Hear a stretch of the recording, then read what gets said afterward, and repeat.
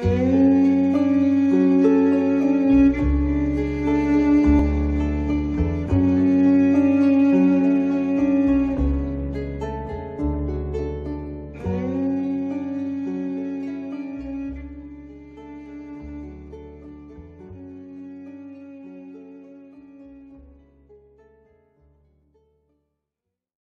je dis, moi, ce qui me fait dire ça comme ce soir, c'est que j'ai circulé un peu dans des magasins, et je voyais les gens vivre. Alors je me disais, mais puis je passe chez des gens, je discute un moment. Je suis estomaqué de voir cette histoire d'une certaine manière. Pas que eux m'estomaquent parce qu'ils sont dans une mauvaise position. Ce que je viens de dire, cette espèce d'illusion absolue. Ouais. Il faut que ça soit illusoire, il ne faut surtout pas aller mettre le nez à quelque part où on risque de voir le jour. Ouais. Tu vois, même un petit instant, tu vois, un flash, mais on voit par derrière le rideau, ouh là là, il faut fermer les yeux. C'est extraordinaire. Ouais. Mais par contre, tu vois que malgré tout, dans tout ce monde qui est dans l'ignorance, il y a des personnages très différents les uns des autres. Donc à quoi ça tient cette différence? C'est qu'ils sont donc, ils vivent leur destin d'une manière différente. C'est donc ça, cette accumulation qu'on parle quand on parle dans des lois karmiques. Pourquoi est-ce qu'une petite caissière d'Auchan va te recevoir avec un sourire chaleureux et puis en même temps une parole, et là dans son attitude quelque chose de chaleureux, et puis qu'une autre à côté te regarde comme si elle pouvait t'étrangler, et qu'est-ce qu'ils font le même job. Ils ne sont pas payés l'une plus cher que l'autre. Si ça se trouve, celle qui rouspète, qui n'est pas contente, qui est payée plus cher. Donc il y a quelque chose qui n'est pas... Tu vois, il y a une position, il y a des états différents, indépendamment d'un savoir ou d'un non-savoir, comme je suis en train de l'exprimer, mais il y a des états qui sont là bien différents, puis ces gens-là vivent leur destinée, puis ils réussissent leur cours, dans le sens que moi je vois beaucoup de gens que j'admire dans leur attitude, parce qu'ils ont un métier c'est pas un métier, c'est une fonction, ils en ont besoin pour gagner de quoi subsister, ils sont là-dedans, et puis ils réussissent à avoir quelque chose de chaleureux en eux, dans un truc où tu n'as pas envie d'y rester 10 minutes. Tu te dis, mais moi, si je devais faire ce boulot-là, je me pends.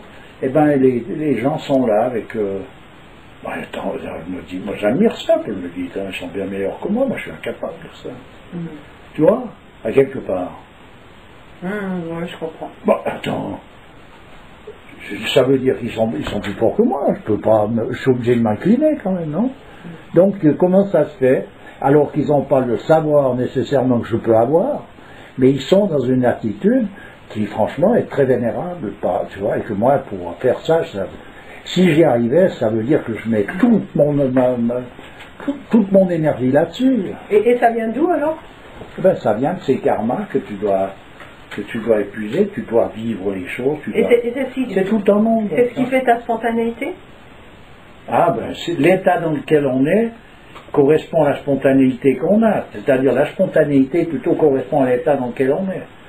Ce qui veut dire qu'après les réflexions, on pourrait on aurait... Oui, non, mais j'ai dit ça parce que... Mais je ne voulais pas dire ça, je voulais dire autre chose. Non.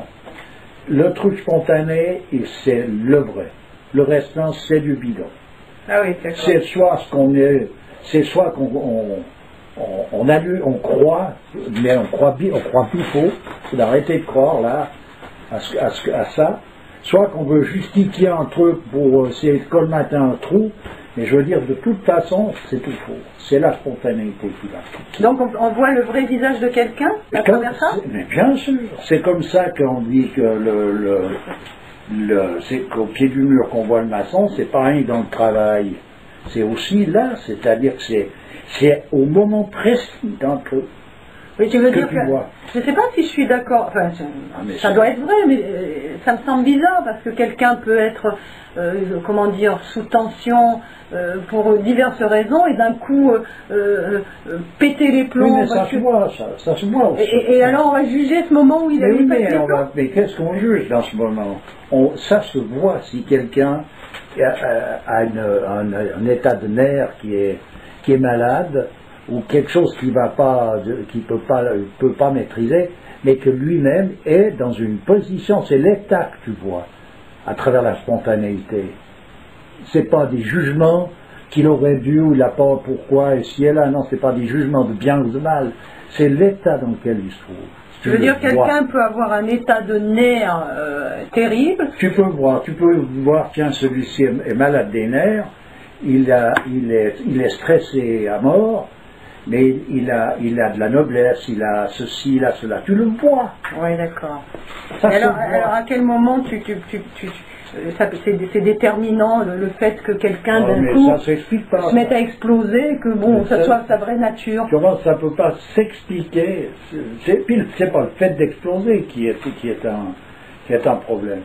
C'est tout ce qui va autour. Quelqu'un peut exploser, passer dans sa nature, mais exploser, ça ne veut pas dire se comporter comme un chacal. Tu comprends? C'est tout autre chose. On peut posément, avec beaucoup de, comment dire... Oui, beaucoup de gentillesse et de douceur, on peut être comme un rat en train de ronger le truc. Ah oui. C'est pas ça la spontanéité, puis l'état, ça c'est du bidon. D'ailleurs, on le voit, on le remarque. Ça, c'est l'emballage cadeau. Quand on va dans certains bureaux, puis qu'on est reçu par des gens qui nous font des courbettes, qui n'en finissent plus, on voit bien qu'ils ont été conditionnés pour ça. C'est pas leur spontanéité. Si tu veux les chatouiller, il faut qu'ils soient spontanés. Tu piques à un moment donné un endroit, ils s'y attendent pas. Et là, tu vois, ils peuvent être meilleurs que ce qu'ils sont en train de montrer, ou pire. Ou en tout cas, disons, souvent ils sont en tout cas en accord. Et peut-être pire à un moment donné. En accord avec quoi? Ils sont en accord avec ce qu'on leur a imposé de faire. Ah bah oui, oui, oui. Mais ça, c'est possible. Sinon, ils tiendraient pas. Et puis, s'ils sont pires, eh ben, ils deviendront cadre supérieur. Attends, mais tu es en train de généraliser, là. Non, mais je veux dire, c'est comme ça que ça marche. Si tu veux à présent accéder à un échelon supérieur dans la hiérarchie, dans une entreprise, il faut que tu sois pire que les autres, parce qu'il faut que tu les fasses, que tu les martyrises un peu plus de manière à ce qu'il c'est au tiroir ce qu'on voit. Oui, il faut être un tueur. Donc voilà, donc si tu les ménages encore un peu moins, tu risques de gagner encore un peu plus. Ouais. Et donc là, t'es meilleur directeur que celui d'avant. Oui, d'accord. Attends. Oui, mais c'est ça. Mais c'est pas autrement. C'est comme ça que les choses marchent. Ouais. Tu vois, quand tu regardes tout ça. C'est pour ça que c'est dommage, comme je te dis, dans une entreprise, même qui soit énorme, les gens pourraient vivre peinard s'ils ont simplement là. Ils vivent cette galère. On est là parce qu'on ne peut pas être ailleurs, puisque c'est notre destinée. Mais par contre, que tu sois au dernier étage de la place du directeur, ou bien que tu sois en train de balayer les chiottes, ça ne veut pas dire pour ça qu'on n'a pas. On doit oublier qu'on doit avoir des égards les uns les autres, qui doit passer par-dessus cette espèce de hiérarchie. Alors qu'un soit responsable de si, bon, alors on va s'arranger pour que ça joue.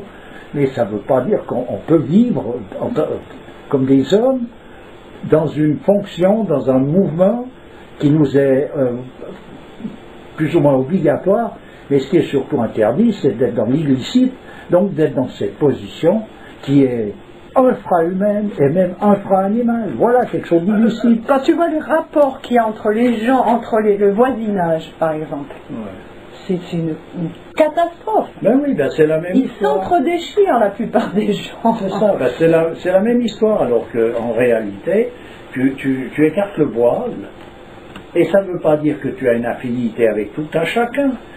Il y a des gens avec qui on a plaisir peut-être à discuter ou à manger quelque chose d'autre où ça ne va pas.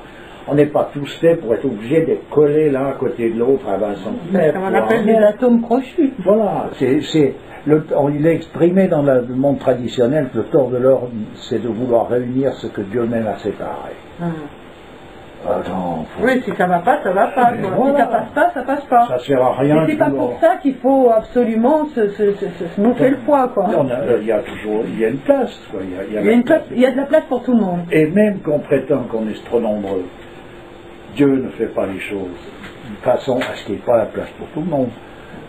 Ça n'a pas de sens, ça ne peut pas être, tout simplement, parce que la raison de l'être que l'on a, la raison pour laquelle on est sur Terre, c'est quelque chose qui a une trop grande dimension pour qu'il y ait un oubli qui puisse se greffer là au milieu, c'est pas possible. Il faut avoir un esprit individualiste et matérialiste pour penser ça. Il faut simplement être illusionné, c'est tout. C'est pas plus compliqué. Et cet esprit en question matérialiste ici et là, c'est le problème, c'est qu'on a tous en nous une multitude de choses. Mais c'est qu'est-ce qui prend le devant de la scène. Ouais. Voilà. Oui. Donc c'est un ordre de valeur. Donc, on a le potentiel de toutes les choses. C'est ça, tout. Donc on n'est pas ni on peut être bon, on peut être idiot, on peut tout être. Tout, donc on peut pas être s'estimer mieux ou moins bien que celui. Mais qu'est-ce qu'on va faire vivre? Qu'est-ce qu'on va faire vivre? C'est ça en fait. Nous sommes tous frères. C'est justement, c'est qu'on n'est ni meilleur ni pire que notre voisin. C'est pas là que ça se joue l'histoire. Absolument pas. Ouais. Alors cette compétition, c'est pas de compétition, cette course que font certains personnages qui ont une envergure, de vouloir, eux, ils veulent ce qu'ils veulent, avant tout, c'est s'approcher le plus près possible de Dieu. Puisque c'est lui l'auteur de l'ensemble de toute la création, on va aller s'adresser à l'auteur de manière à savoir comment est-ce qu'on doit jouer notre rôle. Ça sera attends, on ne peut pas faire mieux. Et bien voilà l'envergure des personnages qui sont des flambeaux. C'est ça. Ouais. Celui qui veut continuer de fouinasser dans les trous de rats, eh bien il y va. Puis en plus de ça, non seulement s'il veut, mais s'il doit, il faudra qu'il y aille. Mais ça ne l'empêchera pas de pouvoir s'approcher le plus près possible de Dieu, même jusqu'au fin fond du trou du rat, puisqu'on dit bien même dans l'islam que la foi va se loger jusque dans la carie de la dent du cochon. Ouais, tout à fait. On est d'accord. Alors donc, il n'y a pas, à un moment donné, il n'y a pas des excuses qui sont absolues à ce genre d'attitude généralisée qu'on peut avoir. On peut tous à un moment ou à un autre avoir des failles, se retrouver à agir bêtement, etc. Mais on doit se ressaisir Je dirais pas jusqu'à on doit. Je dis simplement qu'il est possible pour l'homme d'avoir une vision claire de ces choses-là. Et cette possibilité, elle n'est pas parce qu'il est moralement le meilleur de tous, c'est tout simplement une étude possible et de s'adonner à une discipline traditionnelle avec ce que ça comporte. Dans la mesure de nos possibilités, parce qu'il ne sera jamais demandé plus que ce qu'on est apte à pouvoir faire. Et donc, ce n'est pas du stress que de suivre une discipline traditionnelle. C'est pas je dois ci, je dois pas ça, pour vite, pour là-bas, c'est pas ça. Ça, c'est la crétinerie du monde moderne. Et ça n'a strictement rien à voir avec une discipline traditionnelle où les choses sont justement dans un rythme et dans une position qui correspond au but de l'homme. Cette position-là de ronger son frein alors qu'on ferait tout à fait autrement, hein, si on écoutait notre nature, c'est pas la bonne position qu'il faudrait avoir. C'est-à-dire que c'est pas là c'est le résultat, c'est pas une position, c'est un résultat. Ça. D'accord. C'est le résultat de la position. Et là, c'est tout faux. Ça signifie en tout cas que tu es en train de galérer, et puis que ta position, là, tu vois, tu galères, c'est de la galère, quoi. Voilà, c'est tout. Alors que, comme tu semblais le dire, une étude vraiment traditionnelle te conduit irrémédiablement vers ça. C'est le fil d'Ariane. Ouais. Et d'ailleurs, dans le monde traditionnel, quelqu'un qui suit sa religion, vraiment, c'est aussi ça le fil d'Ariane. Simplement, l'absence de connaissance dans laquelle se trouve la majorité des gens les amène au doute parce qu'ils n'ont plus de référence. Tu vois, il n'y a plus les références. Et si tu vas les demander aux personnages qui sont censés être qualifiés, par exemple, pour en venir dans le monde chrétien, tu vas vers un prêtre, un cardinal, un évêque, même jusqu'au pape, et je suis absolument pas garanti que tu pourras avoir une réponse qui va calmer le coco dans le sens qui va te donner l'indication qui te permet de continuer ta route. Oui. Parce qu'eux-mêmes, ils ont arrêté en chemin. de la même façon, et puis ils cherchent quand ils cherchent, ou de toute façon ils sont à côté de la question. Est-ce que tu veux dire par là que la connaissance enfin, de ces lois permet à l'homme de se bonifier, on va dire, entre guillemets, à son insu? On peut appeler ça comme ça, mais pour moi, disons, je dis simplement que c'est des possibilités que l'homme a et qui lui permettent d'essayer de mettre un peu de l'ordre dans la hiérarchie des choses, dans le discernement des choses. Ce qui veut dire que cet ordre dans le discernement écarte, c'est ça, disons, la façon d'écarter le voile de l'illusion d'une certaine, en tout cas d'une certaine illusion. À présent qu'il en reste une, c'est clair, il peut y en rester jusqu'à ce que tout soit écarté. Mais au moins celle-là, tu pourrais considérer que par rapport à des gens croyants, qu'ils aient compris que mon frère, et nous sommes tous frères, signifie quelque chose, c'est qu'on est donc vraiment tous frères, on est tous dans la même barque. Il n'y en a pas un qui vaut plus cher que l'autre, ni meilleur marché. Je dis ni meilleur marché parce que ça ne sert à rien de se sentir supérieur, ni inférieur. On est tous frères, c'est tout. Alors après, comme je te dis, si on a une compréhension de ce que ça signifie, ça change déjà en soi, inévitablement. Tu ne peux pas faire la même chose que si tu ignores ça. Et ça passe surtout pas par la volonté humaine. Mais la volonté humaine, elle est là, elle existe, alors elle peut servir à une multitude de choses, c'est pas ça. L'histoire, c'est que c'est le chemin que tu parcours et le fil d'Ariane qui te permet de le parcourir. Et ça, c'est un mouvement ce fil d'Ariane, il est offert par une tradition. À partir du moment où tu suis une discipline, tu suis la religion, tout simplement. Et tu la suis simplement comme elle est demandée d'être suivie. Voilà. Donc tu ne peux pas comprendre le reste t'échappe. Toi, c'est marqué comme ça, et c'est à telle heure, et on fait comme ça, et bien fais-le. Ça sera suffisant. Parce que toutes ces choses-là, tous ces rituels te mettent dans un état vibratoire. Oui, à présent tu peux très bien, ça ne change rien au niveau de la galère. Quelqu'un galère, il galère. Il n'est simplement pas pris par la galère, emporté par la galère. Il reste, tu es dans un naufrage. Ton bateau est en train de sombrer, tu es dans le naufrage. Tu es au centre de tout ça. Tu vas devoir sombrer avec, parce que il n'y a pas d'autre solution. Tu le vois. Tu le sais, tu le vois, et tu pries de